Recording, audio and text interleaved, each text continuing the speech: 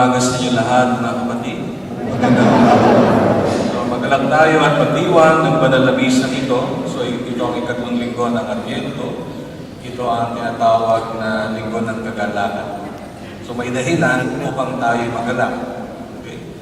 Magalang tayo sapagkat kapiling natin ang Panginoon. Ang Panginoon ng biyaya, ang Panginoon ng pag-asa. At tayo tumulog sa Kanya sapagkat nakikita natin mga bagay ito. At ikalawa, magalang tayo sapagkat dumating na ang Panginoon. At dumating na si Father Jas sa atin. Okay? Si Father Jas ay Pilipino. Kababayan natin. Pilipino, kaamoy natin. So siya ay narito upang manatili sa atin. Higit sa lahat, dalihin ang biyaya ng Panginoon, dalihin ang pag-asa, dalihin ang mabuting balita ng Panginoon. So siya ay mananatili dito, siya ay nagsimula na noong Advent Retreat, at siya ay mananatili hanggang January 1. So tayo mapalad sapagkat siya ay itinigala ng Panginoon sa atin upang damahin natin ang pagmamahal ng Diyos. Kaya magalak tayo at pasalubungan natin siya ng sigaw ng Panginoon.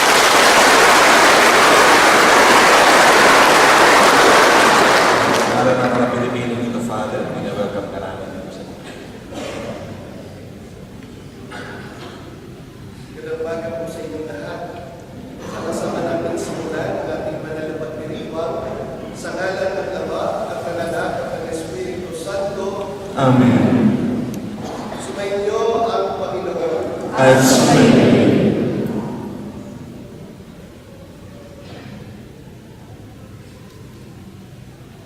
Mga minamahal na kapatid, sa araw na ito tayo ay nasa ikatlong linggo sa panahon ng Adbyento.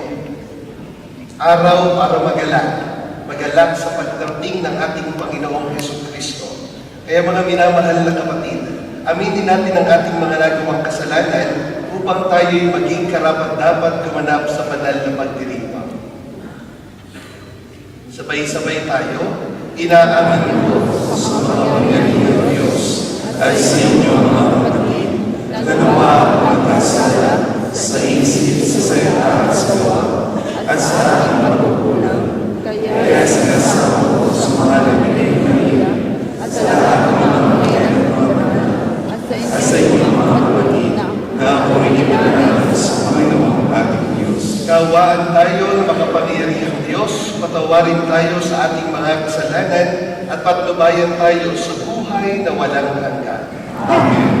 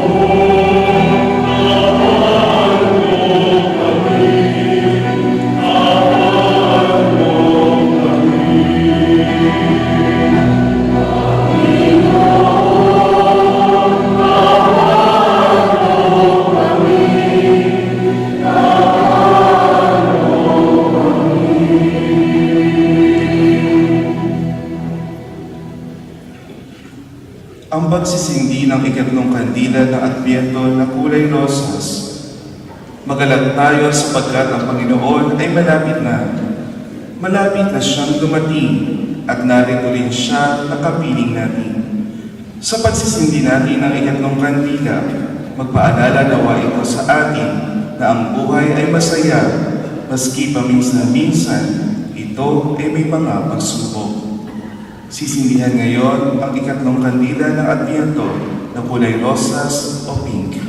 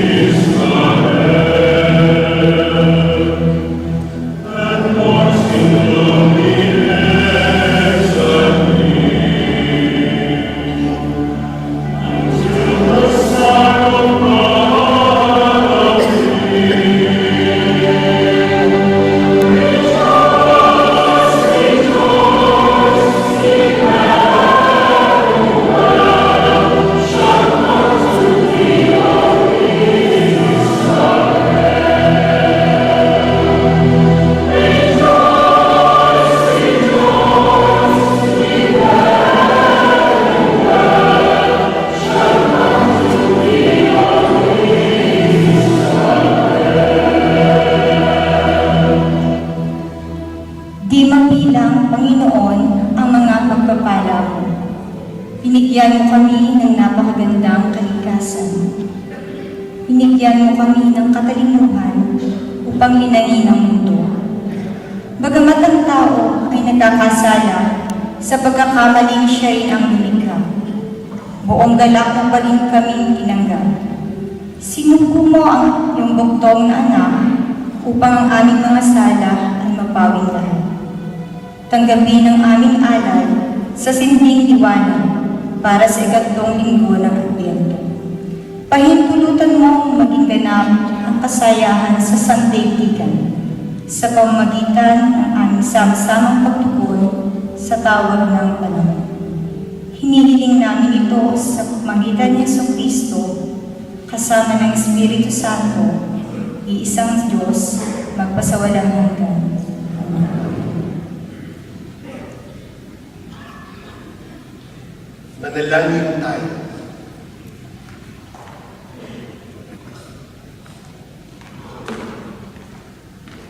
Ama naming makapangyarihan, tunghayan mo ang pananabik ng iyong sambayanan sa Pasko ng pagsilang ng Panginoon naming mahal. Pasapitin mo kami sa kagalagang dulot ng kanyang pagtubos at pasiglahin mo kami sa pagkapasalamat sa iyong kaloob sa pamamagitan niya kasama ng Espiritu Santo magpasawalang hanggan. Amen.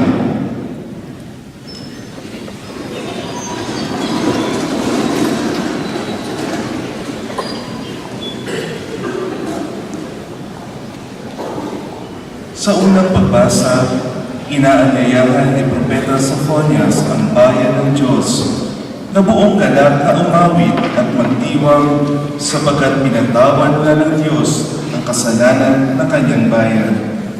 Panunumbalikin sila sa buhay at iuuwi sa kanilang tahanan mula sa pagkakatapon. Pagbasa mula sa aklat ni Propeta Sophonias. Umawit ka ng malakas, lungsod ng Sion. Sumigaw ka, Israel. Magalak ka ng lubusan, lungsod ng Jerusalem. Ang mga nagpaparusa sa iyo ay inalis na ng Panginoon at itinako niya ang inyong mga kaaway. Nasa kalagitnaan mo ang hari ng Israel, ang Panginoon. Wala nang kasawiang dapat pang katakutan. Sa araw na iyon ay sasabihin sa Jerusalem, huwag kang matakot, Sion. Huwag manghina ang iyong loob. Nasa piling mo ang Panginoong iyong Diyos. Parang bayaning nagtagumpay, makikiganap siya sa iyong katuwaan. Babaguhin ka ng kanyang pag-ibig. At siya'y masayang mapawing sa laki ng kagalakan, gaya ng nagdiriwang sa pista. Ang salita ng Diyos. Salamat sa Diyos.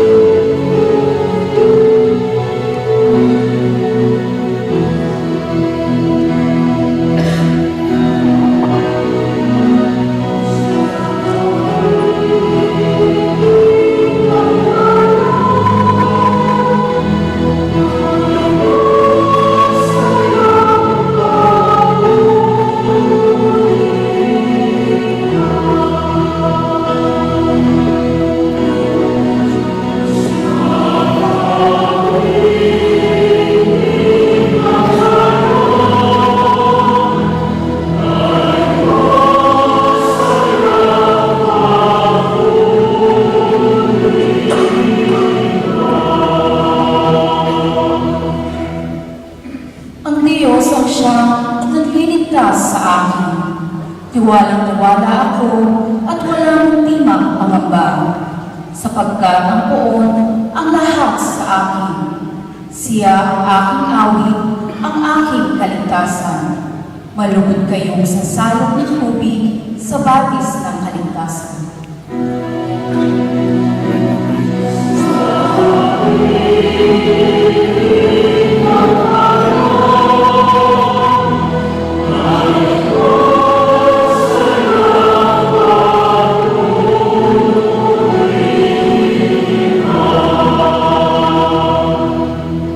Umawit kayo ng papuring poon, sapagkat kahanga-hanga ang kanyang mga ginawa. Ipinahayag niyo ito sa buong daigdig. Mga anak ng Sion, umawit kayo ng buong galang, sapagkat nasa piling ninyo ang dakila at ang banal ng Israel.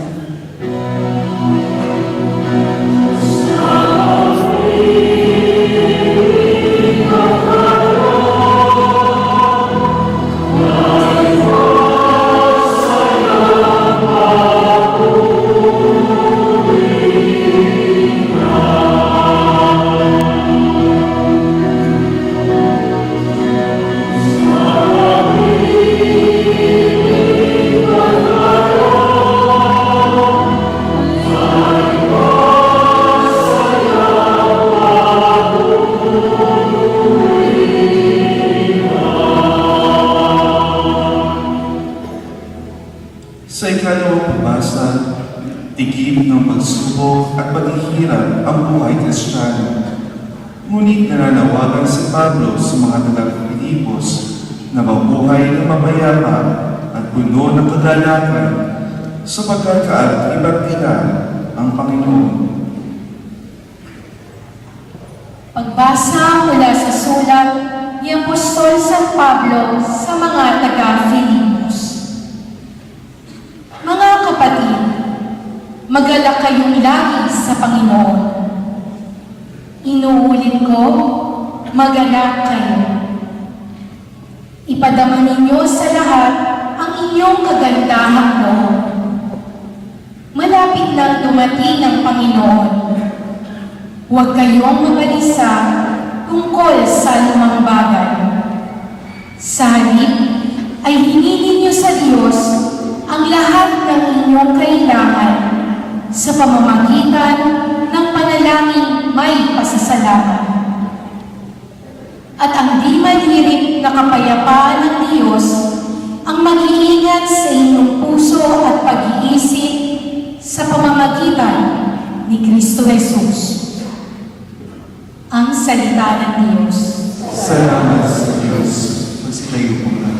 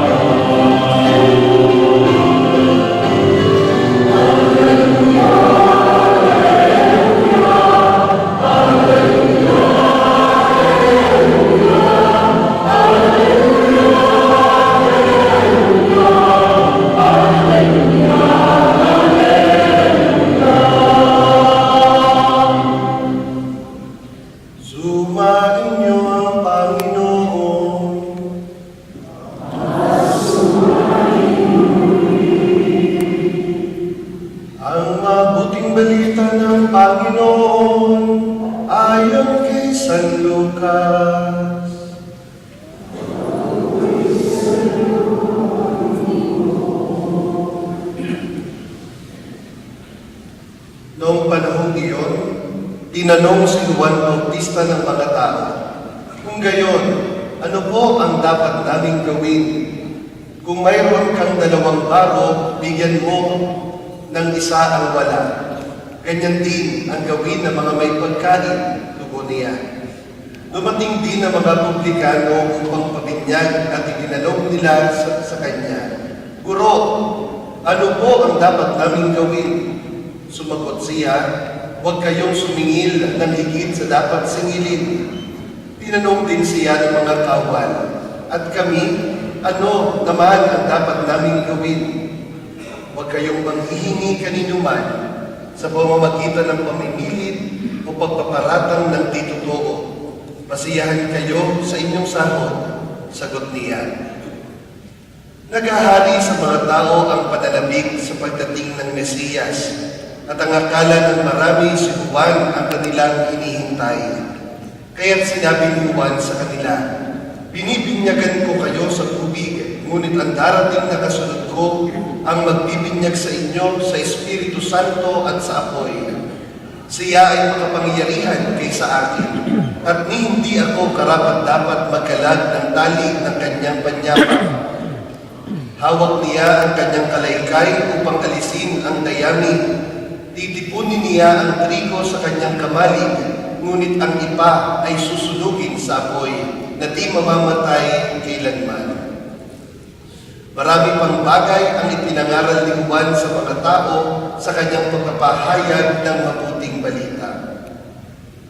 Mga minamahal na kapatid, ang mabuting balita ng Panginoon.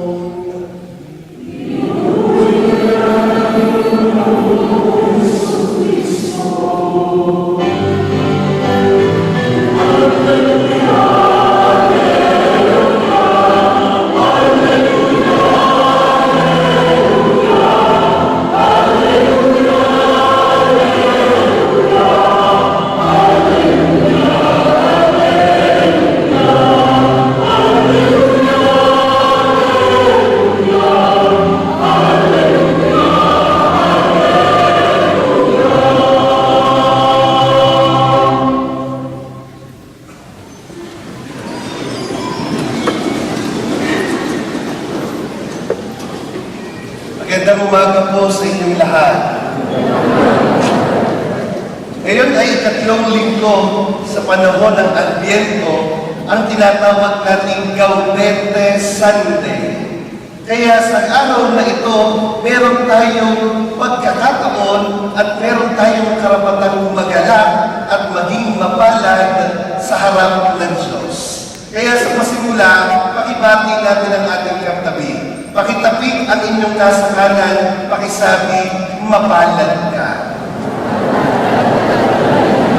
At pakitapik din ang inyong nasa kaliwa, pakisabi, "Malapad ka."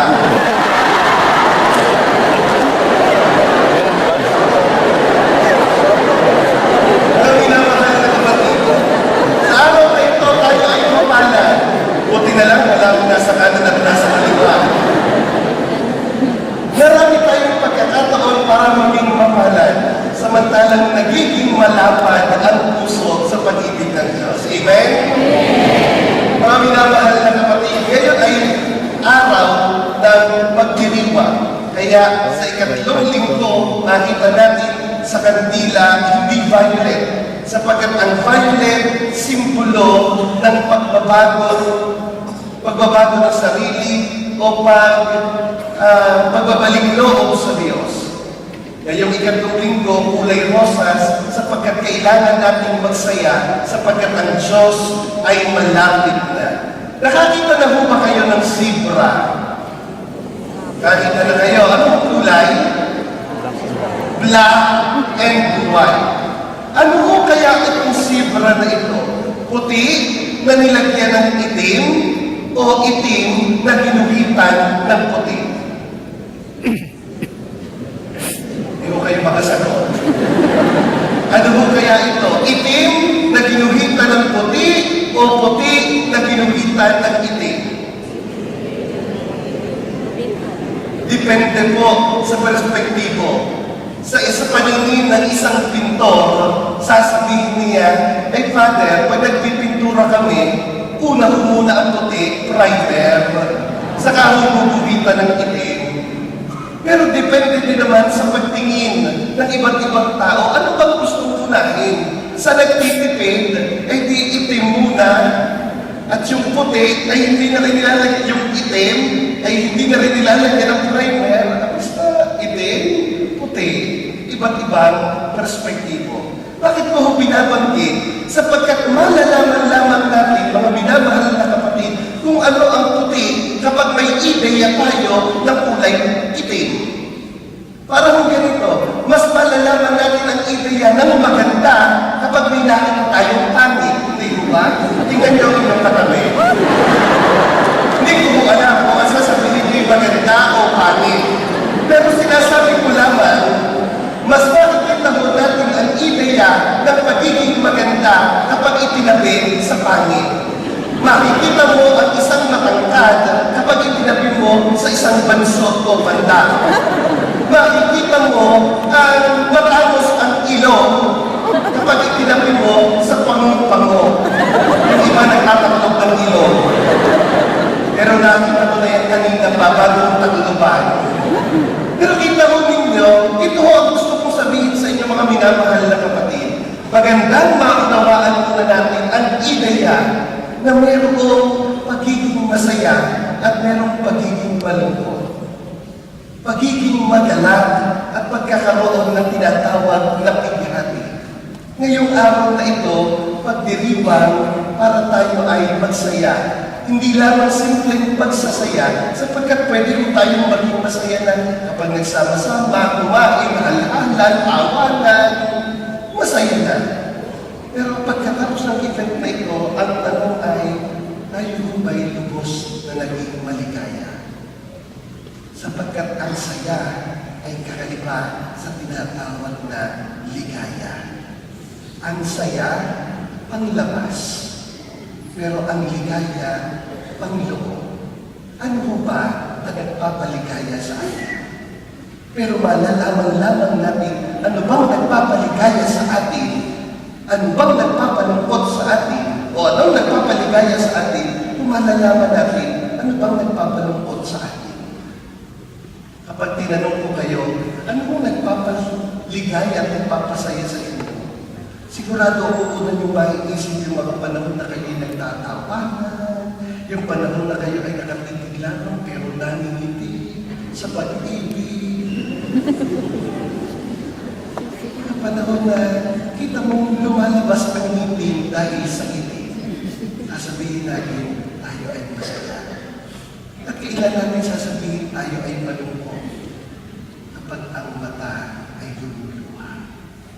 Pero kung titignan natin, maaaring mas magandang tingnan at pagnilayan ang tinatawag na ligaya. Sapagkat ang tanong sa ligaya ay hindi ang panglabas, hindi yung kita ang ngipin, hindi yung kita ang luha, kundi ang puso ay nag-uumaba. Minsan kapag maligaya tayo at karanasan natin, talagang buong pagkatao natin masigla, masaya. Kapag maligaya tayo, maghapon kang nakangiti, ngalay na ang iyong pisngi sa pagngiti at iyong panga. Bakit? Masaya ka. Kapag ikaw ay malungkot, hindi maipinta at itsura. Kita mo ninyo, ano ho ang realidad na ipinapakita sa atin ang ating pagbasa ngayong araw na ito? Makikita lamang natin at mauunawaan lamang natin ang tunay na ligaya kung alam natin kung ano ang nagpapalungkot sa atin. Kapag tinanong kayo nagpapaligaya, madali tayong sumagot. Pero kung tanungin muna natin ang ating sarili, ano bang nagpapalungkot sa iyo? Nagpapalungkot po sa akin, magpapasko na, wala pa akong biyanan. Pag nagkabiyanan ka, sigurado maligaya ka. Na-satisfy yung gusto mo. Ang nagpapalungkot po sa akin, magpapasko na, malayo ako sa aking pamilya. Bumibigyan ka ng pagkakataon na umuwi, sigurado maligaya ka. Magandang tanongin muna mga minamahal na kapatid, ano bang nagpapalungkot sa'yo? Sapagkat kapag nasagot mo kung ano nagpapalungkot at nagpapaluha sa'yo, sigurado ako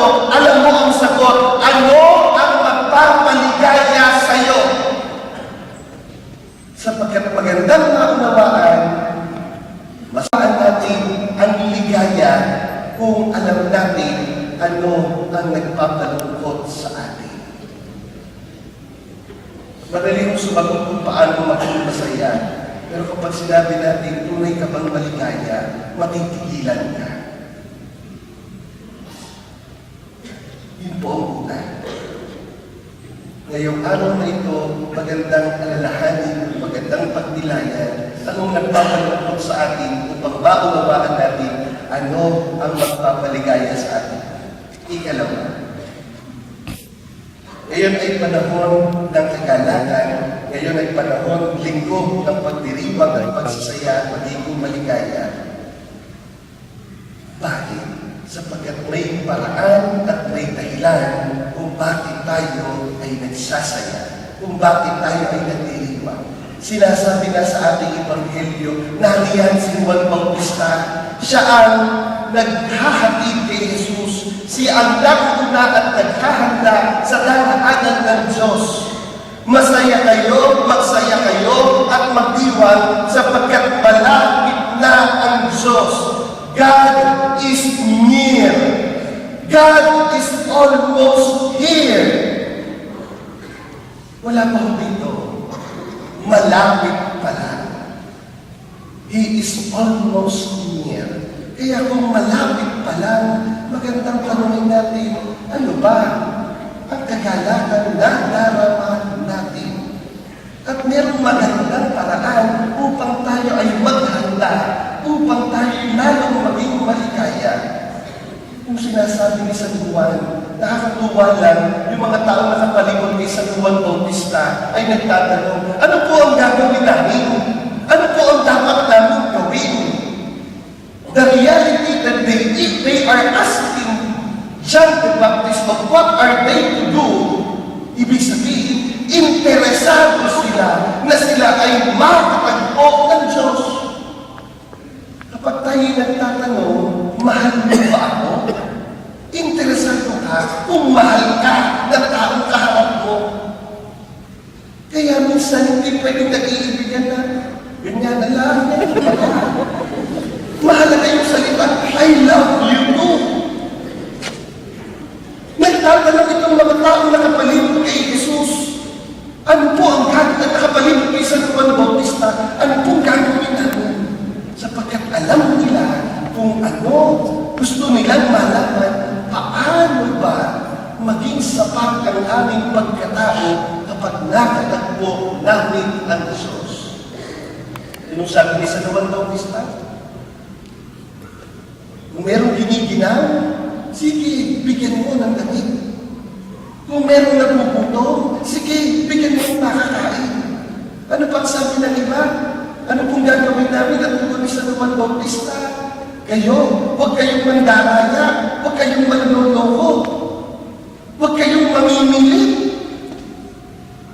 At specific na sinabi, matuwa ka sa kung ano ang tinatanggap mo. Kapag maraming pagkakataon, mapaghanap tayo. Kapag maraming pagkakataon, mapaghanap tayo, minsan, yung hinahanap natin nariyan na sa harap natin, pero hindi tayo lubos na maging maligaya. Meron hong isang pelikula, ang titulo ay The Curious Case of Benjamin Button. Hindi ko po alam kung napanood na ninyo. Ito pong kaso ni Benjamin, siya ko ay isinilang. Di ba, ang bata kapag isinilang, tuwa-tuwa tayong halikan, bakit malambot ang balat, mabango. Pero itong si Benjamin Button, kakaiba. Isinilang mo siya na ang itsura parang matanda, kulo-kulubot ang balat, ang pagkakapangit. Kaya nung isinilang, ang kanyang ama, kahit ang kanyang ama, ang tingin sa kanya'y aswang. At ang tumingin sa kanya'y isinumpa. Hindi na lang kung tayo sinumpa ng magulang natin, ano? Isinumpa. Kaya nung ginawa ng ama, matapos isilang, itinakbo, pumunta sa nayon, dinala, iniwan sa pinto ng isang tahanan. Natural na iiyak yung bata. Ang maganda lamang nito, dun sa lugar na pinag-iwanan nitong ama ni Benjamin kay Benjamin, ay mag-asawa na matagal nang humihingi sa Diyos ng anak. For so long a time, they have been praying to the Lord na sila ay pagkalooban ng anak.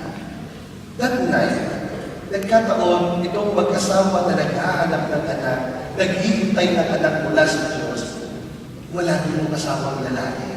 Pero nung makita ng babae, siya tuwang-tuwa. Nung makita, kahit gano'n ang itsura, pero ito'y bata.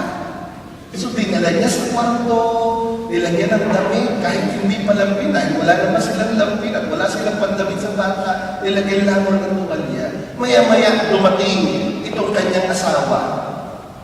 At nung makita ng asawa, who is this? Sino itong taong ito? Sabi ng babae, hulog po ng Diyos para sa atin. Pinanghihingi tayo ng anak. Ito, narito na ang anak na binibigay sa atin ng Diyos. Pero nung sabi ng lalaki, hindi ko matatanggap ang itsura niya. At nagtalo ang mag-asawa. Pero ang maganda sa dialogue ng mag-asawa, ang sabi ng babae, linggo-linggo, nagdarasal tayo, linggo-linggo, humihingi tayo ng himala mula sa Diyos. Ang problema sa iyo, hingi ka ng hingi ng himala, pero meron kang himala na hinahanap mo. Samantalang may ibinibigay na ang Diyos na himala, pero yung himala, ayaw mong kilalanin. Minsan ganyan mo tayo. Hingi tayo ng hingi sa Diyos. Kaya pero kapag humingi tayo sa Diyos at hindi ibinigay ng Diyos the way we wanted it to be, hindi natin kinikilala ang tugon ng Diyos sa atin. Bakit? Narito sa puso natin, lubos mo tayo mapaghanap. Lubos tayo mapaghanap. Pero tatandaan nyo, sa kabila ng ating paghahanap, mayroong tao ng lubos na naghahanap kaysa sa atin. Pumasok po tayo sa tinatawag na extraordinary Jubilee of Mercy na makikita natin sa palibot ang tinatawag na corporal works of mercy. Mas marami naghahanap, mas marami ang walang makain, mas marami ang walang mainom, mas marami ang walang masinungan. Pero ang tanong, yung paghahanap ba natin kasing halaga ng hinahanap ng mga taong ito? Kaya mo bang makita ang kapwa Pilipino mo na nakahiga sa kalye sapagkat wala siyang masinungan? Sa paghahanap natin, minsan nakakalimutan natin mayroong mga tao mas lubos na nangangailangan at mas lubos na naghahanap sa Diyos. And when you see people like that, umasa ka sa Diyos, ginagamit ka ng Diyos upang maging tugon sa Kanyang panalangin. Ginagamit ka ng Diyos bilang instrumento na ikaw ang tumugon sa pangangailangan niya. Yan po ang sinasabi ni San Juan Bautista ngayong linggo ng paghahanda. Magandang maghanda sa pamamagitan ng pananalangin, pero sa kabila ng pananalangin, matuto tayo magbigay at maghandog, maging instrumento sa pangangailangan ng iba. Sa panahon ng paghahanda, sa panahon ng pagdating, malapit na ang Diyos, pero kailangan meron tayong gawin. Ikatlo, ang sabi natin, una, makikita natin ang tunay na ligaya kung alam natin kung ano ang talagang nagpapalungkot sa atin. Pero sa kabila ng lungkot na ito, magandang makita natin na ang Diyos ay narito, kaya dapat tayo'y mag-alala. Pero ang ikatlo, tulad ng sinasabi ko kanina, wala pa ho ang Diyos. God is coming. God is near. He is almost here. Kaya ang panawagan sa atin ng Ebanghelyo, konting tiis na lang. Hindi ba? Ito yung sinasabi ng ating mga magulang sa atin nung tayo'y bata. Anak, konting tiis na lang, makakakain na tayo pag nagluluto. Gutom na tayo, pero sasabihin ng magulang natin, anak, konting tiis na lang. Di ko ba sigurado ako sa mga may pamilyang narito ang binanggit ninyo sa inyong mga anak, sa inyong pamilya, inay, tatay, mga anak, konting tiis na lang, makakaahon din tayo sa hirap. Sa ating mga kaibigan, konting tiis na lang, magkakatrabaho ka rin. Ito sa mga may trabaho na gusto mo maghanap ng ibang trabaho, konting tiis lang, maghintay ka ng konti. Konting tiis lang, malapit na ang Diyos. The gospel is asking us to simply a little bit wait more, dahil malapit na ang Diyos. Siguradong dadating. Pero marami dahil hindi nga tayo, dahil tayo yung mapaghanap, minsan gusto natin agaran. Gusto natin agaran. Meron mo akong kaibigang pari, kapag siya mo ay nagputos sa mga sakristan, ang lagi ng mukhang bibigay, tutoy, pakikuha na rin, dali. Every time na siya magsasalita, lagi meron dalian. Kung hindi na marunong maghintay, lagi nang gusto mong iba'y apurahin mo at ang lahat ay gusto mong pagmadaliin. Minsan kapag ang isang bagay ginagawa natin ng madali at agaran, minsan hindi pulido at hindi maganda ang resulta. Kaya ako, ang magandang sinasabi ng Ebanghelyo, konting tiis lang, maghintay lang. Katulad na sinasabi niyo, konting tiis lang.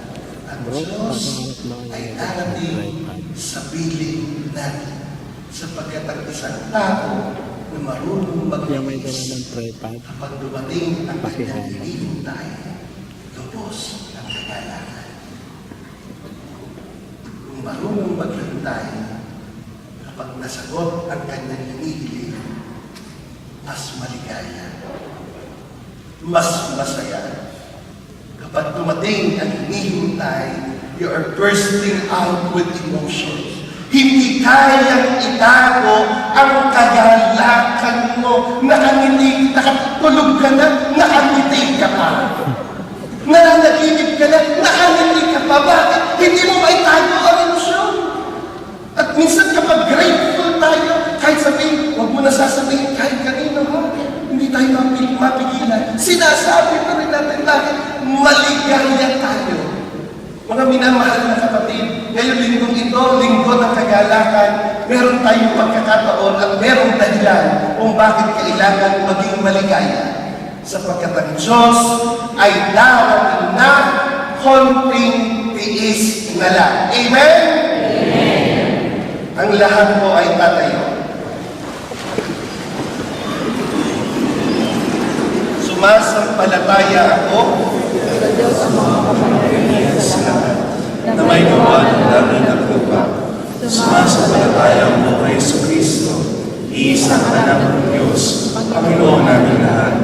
Nagkatawang tao siya lalaki Espiritu Santo, ipinanganak sa Santa Maria Virgen, pinatong sa akin ni Poncio Pilato, ipinako sa krus, namatay, inibinig, nanaw sa kaloroonan ng mga yumao, na may nagawagaw na buhay ng muli, umakyat sa langit, naluluklok sa kanan ng Diyos ang mga makapangyarihan sa lahat. Doon magmumula ng paninito at hukom sa nangabubuhay at nangamatay na tao. Sumasampalataya naman ako sa Diyos Espiritu Santo, sa banal na simbahang Katolika, sa kasamahan ng mga banal, sa kapatawaran ng mga kasalanan, sa pagkabuhay na muli ng nangamatay na tao, at sa buhay na walang hanggan. Amen. Isang tabi natin ang ating mga alalahanin at ilapit natin ang ating mga pangangailangan sa Panginoon. Buong tiwala nating inalangin sa Diyos Ama, Panginoon, tulutan mo kami ng kapayapaan at kagalakan. Panginoon, tulutan mo kami ng kapayapaan at kagalakan. Upang sa mga panahong ito ng paghihirap ay mapuno kami ng pag-asa at kagalakan at malapit kami ipamahagi ang mga ito sa aming kapwa. Manalangin tayo. Panginoon, tulutan mo kami ng kapayapaan at kagalakan. Upang magsikap ang aming mga pinuno sa simbahan simbahan at sa pamahalaan para sa pagkakaisa ng buong bayan sa espiritu ng katotohanan, katapatan, dialogo at makademokratong proseso. Manalangin tayo. Panginoon, tulungan mo kami ng kapayapaan at kagalakan. Upang magkaroon kami ng lakas ng loob na talikdan at katiwalian, pangingikil, maling pagpaparatang sa kapwa, at pagwawaldas sa pera ng taong bayan. Manalangin tayo. Panginoon, tulungan mo kami ng kapayapaan at kagalakan. Upang matagpuan ng mga pamilya ang awa bilang instrumento ng kanilang pananampalataya sa pagsagot sa kanilang mga suliranin. Manalangin tayo. Panginoon, tulungan mo kami ng kapayapaan at kagalakan. Upang ang mga naglalakbay ngayon ay patnubayan ng Panginoon, ang mga may sakit ay makatanggap ng paghihilom, at ang mga pumanaw na ay manahan sa kaligayahan ng kalimitan. Manalangin tayo. Panginoon, tulungan mo kami ng kapayapaan at kagalakan. Ama, tanglawan mo't bigyan ng kagalakan ang aming buhay upang buong giliw ka naming pagtingkuran. Tulungan mo kaming tuparin ang aming mga pangako ngayong panahon ng Adbyento. Hinihiling namin ito sa pamamagitan ni Kristo aming Panginoon. Amen.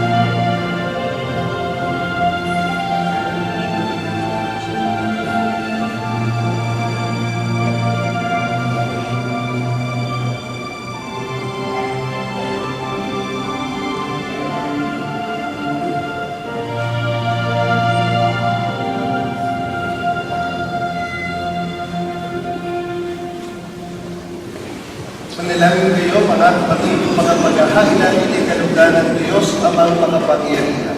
Tanggapin mo ang Panginoon itong pag-aaral sa iyong mga mahal, sa kapangyarihan at kinabahan sa aking kapinabangan at sa buong sambayanang banal.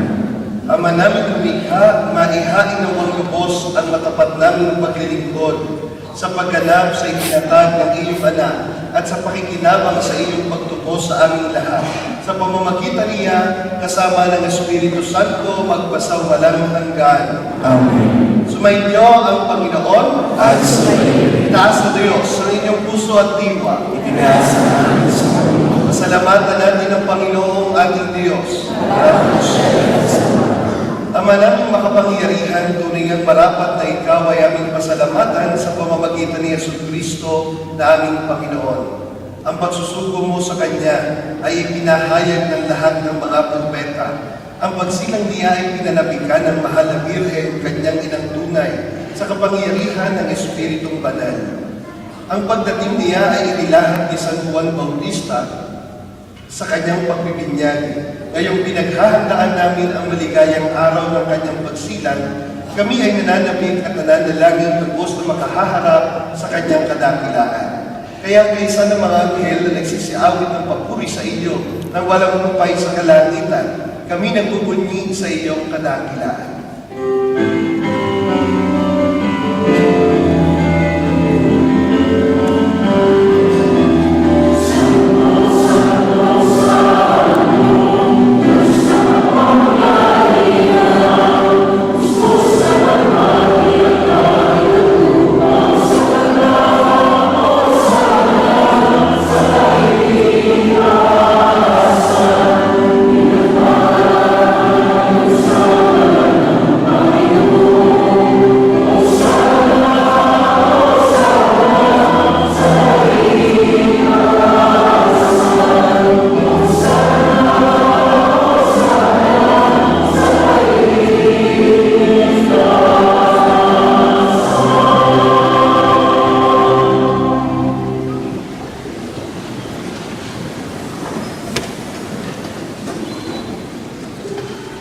Ama naming banal, ikaw bukal ng tanang kabanalan, kaya't sa pamamagitan ng iyong Espiritu, gawin mong banal ang mga kaloob na ito, upang para sa amin ay maging katawan at dugo ng aming Panginoong Hesus Kristo. Bago niya pinagtiis ang pusong loob ng maging handog, hinawakan niya ang tinapay, pinasalamatan kaniya, pinagati-hati niya ito, iniabot sa kanyang mga alagad at sinabi, tanggapin ninyong lahat ito at kanin. Ito ang aking katawan na ihahandog para sa inyo.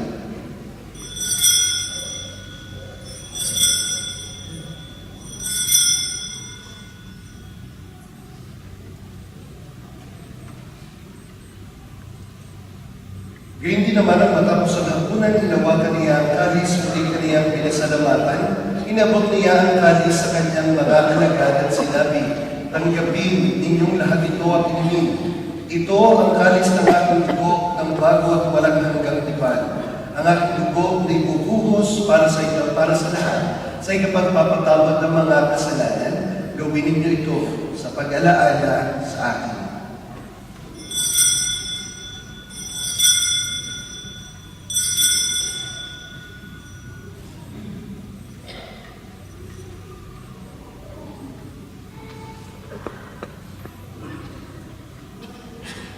Ipagbunyi natin ang misteryo ng pananampalataya.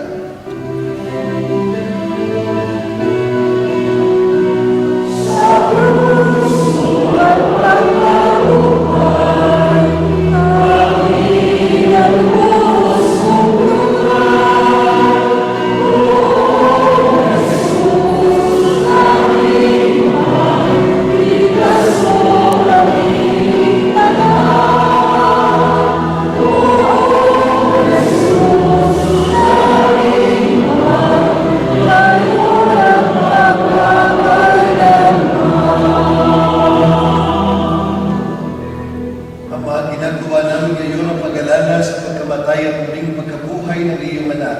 Kaya tinialay namin sa iyo ang tinapay na nagbibigay buhay at ang kalis na nagkakaloob ng kaligtasan. Kami nagpapasalamat dahil kami iyong minarapat na tumayo sa harap mo para maglingkod sa iyo.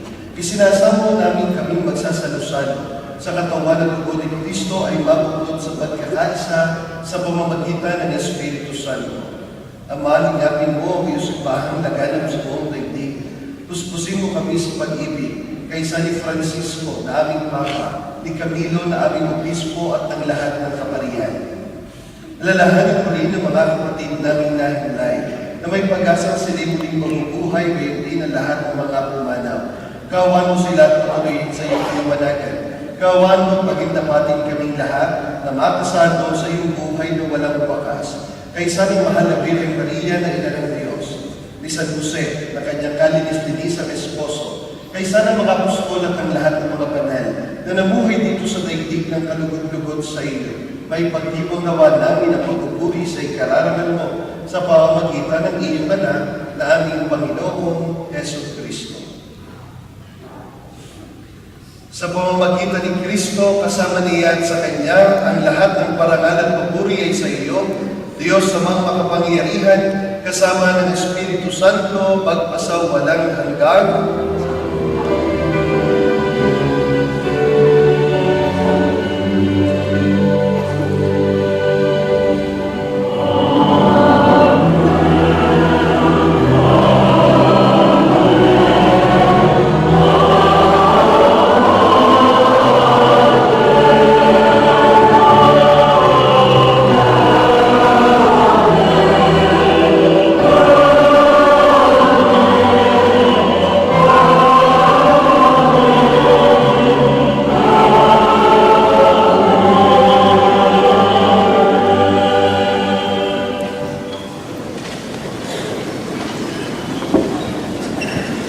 Sa tagpupiling ng mga nakagagaling na utos at turo ni Jesus na Panginoon natin at Diyos, mahayag natin ang lakas loob.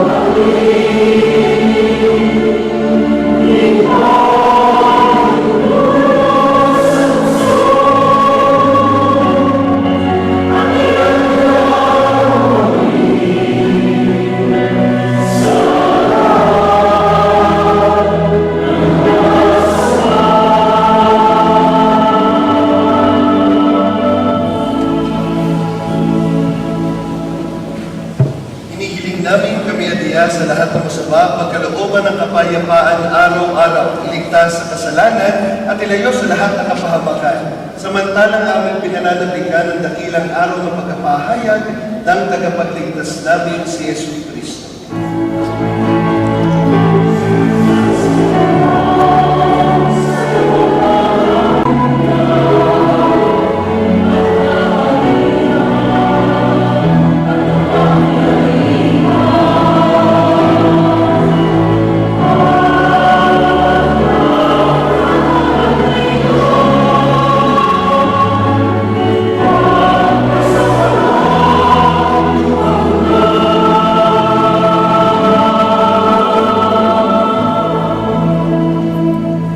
Panginoong Jesucristo, sinabi mo sa iyong mga apostol, kapayapaan ang iniiwan ko sa inyo, ang aking kapayapaan ang ibinibigay ko sa inyo. Tunghayan mo ang aming pananampalataya at huwag ang aming mga pagkakasala. Pagkalooban mo kami ng kapayapaan at pagkakaisa ayon sa iyong kalooban, kasama ng Espiritu Santo, magpasawalang hanggan. Amen. Ang kapayapaan ng Panginoon ay laging sumainyo at sumainyo. Magbigayan kayo ng kapayapaan sa isa't isa.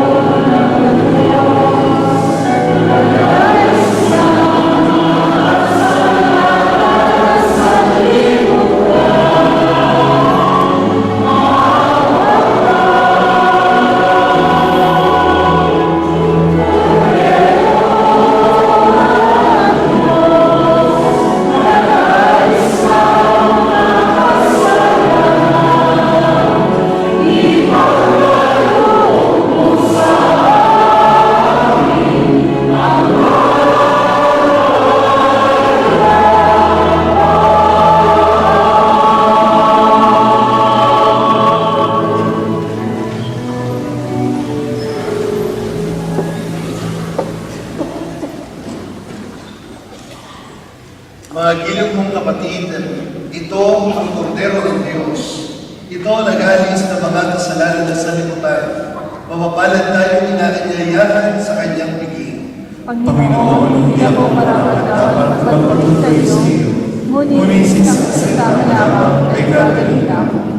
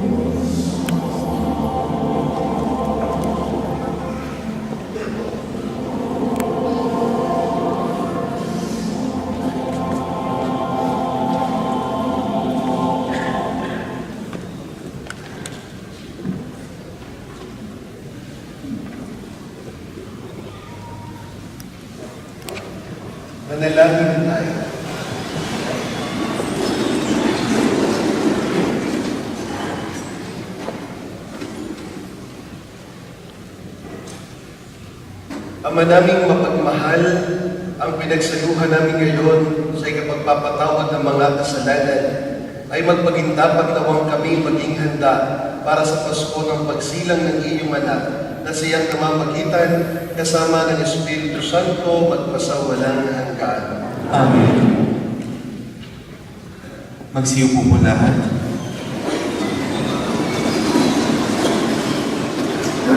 Church announcements. There is ongoing Parish Family Day, and later at 5 o'clock there will be a Christmas tree lighting at the grounds. There will be Christmas carol singing, food selling, and other activities. Everyone is invited to come and enjoy the festivity. The parish, together with the Poor of St. Anthony or POSA, is organizing Bachelor's Christmas Party on 18th December, Friday, at 11 a.m. at the Seraphic Hall. Those who wish to support this event may do so, and we invite the bachelors to participate. We welcome all couples who celebrate their wedding anniversary in the month of December to participate in the Marriage Renewal Mass on 21st December, Monday, 7 p.m. in the main church. You may register your names at the parish office or email them to familyministry2010@yahoo.com. The next marriage preparation course will be on 15 January 2016 from 7:30 a.m. to 5:30 p.m. at the Seraphic Hall. The Franciscan youth of our parish is selling Christmas plum cakes for the parishioners. They are available on the 11th, 23rd, 24th, and 25th December every after Mass at the special conference in the church premises. The Christmas and New Year's schedule is available now.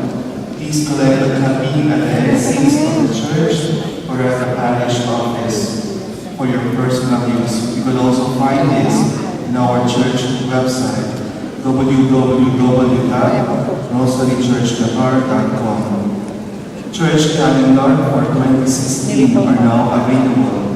We encourage every parishioner and family to have this calendar, which gives in details the liturgical readings, mass timings, and other information of the parish. You could get them at the parish office, store, and at the special counters. Simbang Gabi 2015 ang ating Simbang Gabi ay magsisimula na sa December 15, Martes, at matatapos sa December 23, Miyerkules. Ito po ay sa ganap na ika-8 at kalahati ng gabi na sisimulan po sa Halloween. Sa unang araw ng ating Simbang Gabi, magkakaroon po tayo ng Adopt Baby Jesus na gaya ng nakagalaan natin sa mga nakaraang. Bubunod po ng pangalan sa Father at kung sino po ang mabubunod ay siyang mag-uuwi kay Baby Jesus. At iba pa din kinabukasan para naman sa susunod na mag-uuwi. Ito po ay mag-uuwi hanggang sa huling gabi ng ating nangyayari. Wala lang pong nag-alagmas sa December 24 and 31 ito yung mga araw ng Beres. Ngunit meron po tayong nag-alagmas sa December 25, araw ng Pasko, at January 1, araw ng mga taon sa kailangan ng kawalalo ng mga nalagmas.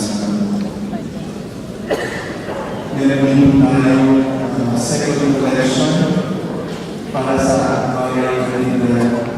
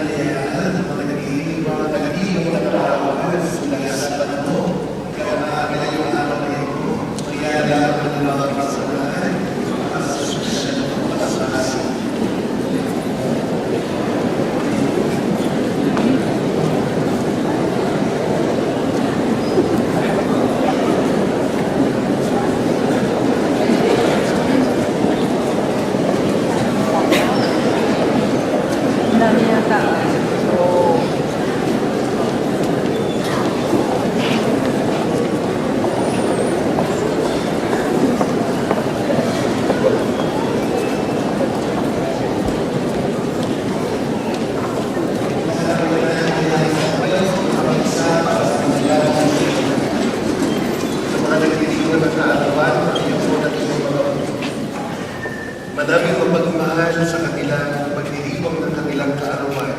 Bigyan mo sila ng lakas ng loob, liwanag ng isipan, gayon din ang kanilang kalusugan. Sa kanilang pagdiriwang ng kanilang kaarawan, nawa sila ibigyan mo ng biyaya upang maging mga taong marunong magmalasakit sa kapwa, mga taong kumikilala sa iyo, mga taong nagpapahayag ng iyong mabuting balita, mga taong nagagalak sa paghihintay sa iyo. Lahat ng ito ay inihiling namin sa iyo sa pamamagitan ni Kristo ang aming Panginoon. Amen.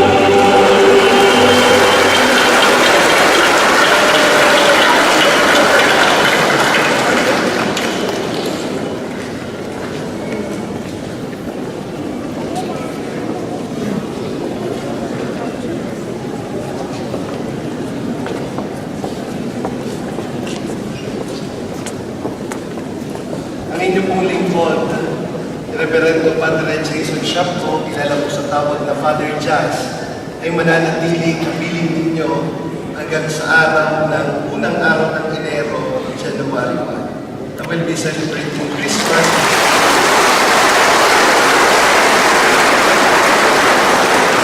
Maraming salamat po sa mainit na pagtanggap. Ako'y masaya at natutuwa na makita ang ating mga kababayan na kahit malayo sa ating mga minamahal sa buhay ay patuloy na nakakakita at nakakadama ng pagmamahal sa Diyos. Maraming salamat po sa inyo.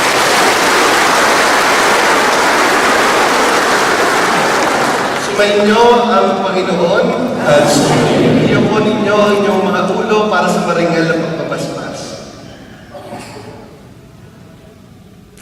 Ang makapangyarihang Diyos, Ama ng bugtong na anak na naparito na noon at hinihintay nating bumalik ngayon, ay siya nawang magpabanal sa inyo, pagundangan sa liwanag ng kanyang pagdating at siya rin nawang pumuspos sa inyo sa pagpapala, ngayon at magpasawalang hanggan. Amen. Matataginawa niya kayo sa pananampalataya, paligayahin sa pag-asa at pakilusin sa pag-ibig na puspos ng sigla, ngayon at magpasawalang hanggan. Amen. Kayong nagagalak sa pagdating na nagkatawang taong manubos ay puspusin nawa niya ng gantimpalang buhay na di matatapos kapag siya ay dumating ng may kadakilaan lubos magpasawalang hanggan. Amen. At pagpalain kayo ng makapangyarihang Diyos, Ama, Anak at Espiritu Santo. Amen. Tapos na ang ating panalapagdiriwang, lumayo kayong mapayapa. Salamat sa Diyos.